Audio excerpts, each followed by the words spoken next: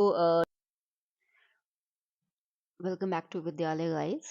आज हम लोग बात करेंगे एक 5 किंगडम क्लासिफिकेशन की, जो कि आर एच वेटेकर ने दिया था। लेकिन दोस्तों, इसको जानने से पहले हम इसकी कुछ चीज़ें जानेंगे, कुछ बेसिक नॉलेज जानेंगे इसके बारे में कि आखिर इस किंगडम को, इस क्लासिफिकेशन को देने की नौबत क्यों आ गई।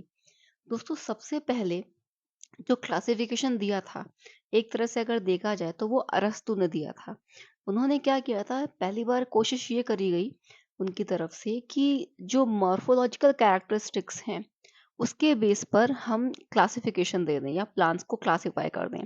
उन्होंने क्या किया, प्लांट्स को ट्री में, श्रब्स में एंड हर्ब्स में क्लासिफाई किया, और एनिमल्स को भी उन्होंने 2 ग्रुप्स में डिवाइड किया।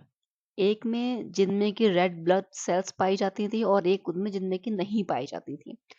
पर क्या हुआ कि जैसे जैसे टाइम बीतता गया, लोगों ने क्या है, बहुत सारे ड्रॉबैक्स देखे, बहुत सारी चीज़ों में वो कंफ्यूज हुए कि अगर किसी में ये कैरेक्टर है तो उसको किस में रखना है, किस क्लासिफिकेशन में, किस ग्रुप में रखना है। लोगों को समझने में थोड़ा सा दिक्कत हुई। फिर उसके बाद में आए लीनियस। लीनियस ने क्या किया, उन्होंने 2 किंगडम क्लासिफिकेशन दिया था, 2 किंगडम क्लासिफिकेशन। उनके हिसाब से क्या किया उन्होंने, एक एक को प्लांट में डिवाइड कर दिया, एक को एनिमल में डिवाइड कर दिया। तो जो क्लासिफिकेशन था उसमें था प्लांटिया एंड एनिमेलिया किंगडम्स। ठीक है। तो बेसिकली अब दिक्कत कहाँ पे आई कि हम अगर बर्ड्स या इंसेक्ट्स को रखेंगे तो किस में रखेंगे। बहुत सारी चीजें आई, प्लांट्स में भी अगर हम फंजाई को रखेंगे तो किस में रखेंगे। तो बहुत सारे कंफ्यूजन की वजह से धीरे धीरे टाइम बीतता गया। फिर आए सॉरी, फिर आए आर एच बैटेकर। उन्होंने क्या किया, एक 5 किंगडम क्लासिफिकेशन दिया। उन्होंने ये कोशिश करी कि जितने भी प्रजाति मुझे इस संसार में मिल रही हैं या वर्ल्ड में मिल रही हैं, मैं उसको कोशिश करूं कि इन 5 जो मैंने किंगडम रखे हैं उसमें डिवाइड कर सकूं। फिर भी कुछ बचता है तो डेफिनेटली आगे भी और क्लासिफिकेशंस होंगे जिसके थ्रू उनको भी लिया जाएगा। तो इनके हिसाब से क्या था कि बेसिकली इन्होंने क्या किया कि प्लांट की cell structure, body organisation, mode of nutrition, reproduction and phylogenetic relationship के बेस पे डिवाइड करने की कोशिश करी। अब जो था, इन्होंने क्या किया, एक तरफ एक ग्रुप लिया, Monera, protista, fungi, Plantae and animalia. Basically क्या हुआ कि उन्होंने क्या देखा कि जो मोनेरा ग्रुप है, वो जो सेल है उसमें पाई जाने वाली वो प्रोकैरियोटिक सेल है। प्रोकैरियोटिक का मतलब ये हुआ कि उसमें न्यूक्लियस नहीं पाया जाता। न्यूक्लियस के आसपास कोई मेम्ब्रेन नहीं है। सब कुछ जो है, सारे जो ऑर्गेनल्स हैं वो साइटोप्लाज्म में है। बहुत ही पहला ग्रुप जिसमें डेवलपमेंट जो है बहुत ही इजी रहा है और जो सिंपल स्ट्रक्चर रहा है उनको उसको उन्होंने मोनेरा में डिवाइड किया। फिर धीरे से और आगे बढ़े, जैसे और स्ट्रक्चर कॉम्प्लेक्स हुआ उसको प्रोटिस्टा में उन्होंने रख दिया। प्रोटिस्टा में जो सेल टाइप रखा वो यूकैरियोट रखा। मतलब अब इसके न्यूक्लियस के चारों तरफ मेम्ब्रेन आना स्टार्ट हो चुकी थी। फिर फंजाई आया, उसको भी यूकैरियोटिक रखा, प्लांटी को भी यूकैरियोटिक एंड एनिमेलिया को भी यूकैरियोटिक। अब क्या है, न्यूक्लियस के चारों तरफ हमें मेम्ब्रेन मिल रही है। इसका मतलब कुछ चीजें जो है वो न्यूक्लियस के अंदर होंगी और कुछ चीजें साइटोप्लाज्म के अंदर रहेंगी। अब उन्होंने फिर उसको सेल वॉल को डिवाइड किया। सेल वॉल में उन्होंने क्या देखा कि सेलुलोज प्रेजेंट नहीं होता है मोनेरा में। मतलब ये कि नॉन सेलुलोजिक मेम्ब्रेन रहेगी जिसमें कि बहुत सारे पॉलीसैकेराइड्स तो हमें मिलेंगे, अमाइनो एसिड्स मिलेगा, बट सेलुलोज इज absent।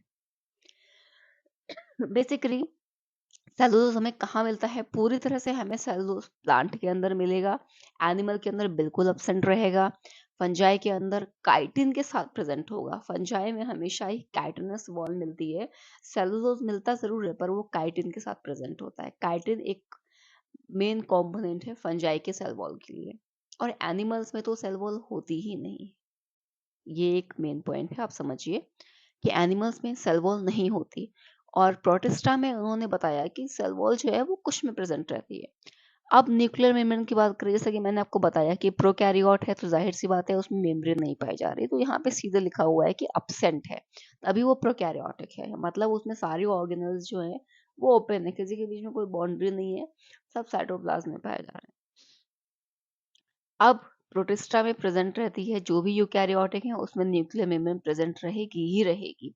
अब बॉडी ऑर्गेनाइजेशन की बात करें, जैसा कि मैं बता रही हूँ, धीरे धीरे जो स्ट्रक्चर है, जो इजी था, इजी से धीरे धीरे वो स्ट्रक्चर कॉम्प्लेक्स होता गया। तो पहला जो बॉडी ऑर्गेनाइजेशन था वो एक सेल का ही था, प्रोटिस्टा में भी सेल का रहा। पर फंजाई आते आते धीरे धीरे क्या हुआ, मल्टी सेलुलर हुआ, मतलब बहुत सारी सेल्स एक साथ इकट्ठा होके कलेक्ट होकर के टिश्यू बनाना स्टार्ट करने लगी थी। तो धीमे धीमे वो ढीले ढीले से लूज टिश्यू स्टार्ट करती हैं बनाना, जो कि फंजाई के अंदर आ जाता है। जैसे ही प्लांट स्टार्ट होता है वो ऑर्गन्स बनने लगते हैं, टिश्यूज का एक कॉम्प्लेक्स स्ट्रक्चर स्टार्ट हो जाता है बनना। लेकिन जैसे ही एनिमल्स की बात आती है, वहाँ पे एक पूरा का पूरा ऑर्गन सिस्टम बन जाता है।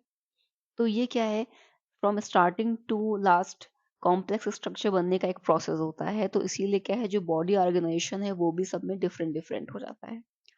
अब हम लोग बात करेंगे मोड ऑफ न्यूट्रिशन की।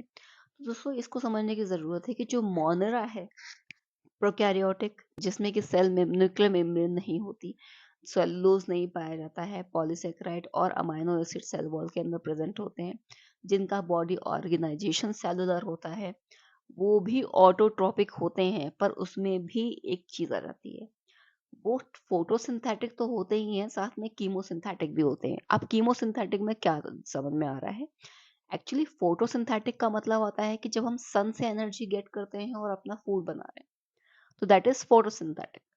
लेकिन कीमोसिंथेटिक का क्या मतलब है, हम सन से एनर्जी नहीं ले रहे, हम हाइड्रोजन, सल्फाइड, मीथेन, ऑक्सीजन, इन सब का बेसिकली गैसेस का यूज कर रहे हैं अपने फूड को बनाने में, केमिकल प्रोसेस का यूज कर रहे हैं, केमिकल एनर्जी ले रहे हैं, तो उसको बोल देते हैं कीमोसिंथेटिक बेसिकली।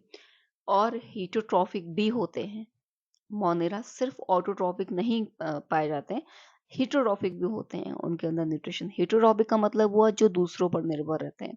अब उसमें भी क्या होते हैं, सेप्रोफाइटिक, मतलब मरे हुए डेड ऑर्गेनिजम्स पे अपना भोजन लेते हैं, या फिर पैरासाइटिक भी हो सकते हैं। अब प्रोटिस्टा की बात करें, प्रोटिस्टा में कोई कीमोसिंथेटिक प्रोसेस नहीं होती खाना बनाने के लिए, वो सिर्फ फोटोसिंथेसिस ही रखते हैं प्रोटिस्टा जो होते हैं, और हीटरोट्रॉपिक रहते हैं, उसमें कोई कीमोसिंथेसिस नहीं होती। ये आपको सिर्फ मोनेरा में देखने को मिलेगी बस। फंजाई में क्या है, ऑटोट्रॉपिक नहीं होते, उन्हें तो भाई दूसरे पे निर्भर रहना है अपने फूड के लिए, तो वो हीटोट्रॉपिक रहते हैं। और हीटोट्रॉपिक में भी क्या है, या तो वो सेप्रोफाइट रहेंगे, या तो वो मरे मरे गले हुए सड़े पदार्थों पर रहेंगे, अदरवाइज पैरासाइटिक रहेंगे किसी जीवित पे। प्लांटी में क्या है, टोटली ऑटोट्रॉपिक होते हैं प्लांट्स, वो अपना भोजन स्वयं बनाते हैं, उन्हें किसी पर निर्भर नहीं रहना रहता, उन्हें पसंद ही नहीं आता, वो तो भाई अपने आप ही रहेंगे और किसी भी केमिकल एनर्जी का यूज नहीं करते, वो सन से एनर्जी लेते हैं और अपना फूड बनाते हैं फोटोसिंथेसिस के थ्रू। एनिमल्स की बात करें, बहुत आलसी होते हैं, खुद अपना कोई खाना नहीं बनाते, वो लेते हैं खाना वो भी प्लांट से। हीटरोट्रॉपिक होते हैं, होलोजोइक होते हैं, और सेप्रोफाइटिक। अब यहाँ पे एक वर्ड आ गया होलोजोइक। होलोजोइक का मतलब क्या होता है गाइस, जिनके भी अंदर फूड प्रोसेसिंग की एक पूरा का पूरा सिस्टम है, डाइजेशन का, अब्जॉर्प्शन का, मतलब जितने भी प्रोसेस होते हैं, अगर वो आते हैं तो बेसिकली उनको बोल देते हैं हम लोग holozoic. Try to understand this, कि अगर आपके अंदर, जैसे कि आप कोई भी सॉलिड का कंजम्पशन कर रहे हैं या लिक्विड का फूड मटेरियल का कंजम्पशन कर रहे हैं, तो अगर digestion, ingestion, absorption, assimilation, excretion, ये सारी के सारी प्रोसेस हो रही है, तो उसको हम एक तरह से बोल देते हैं कि वो एक होलोजोइक न्यूट्रिशन है। तो उम्मीद करती हूँ कि आपको ये चार्ट बहुत अच्छे से समझ में आया हो। कुछ भी डाउट है आप मुझे कमेंट सेक्शन में ज़रूर बताइएगा। तब तक के लिए फिर मिलेंगे एक नए टॉपिक के साथ में। Bye bye. क्लासिफिकेशन था।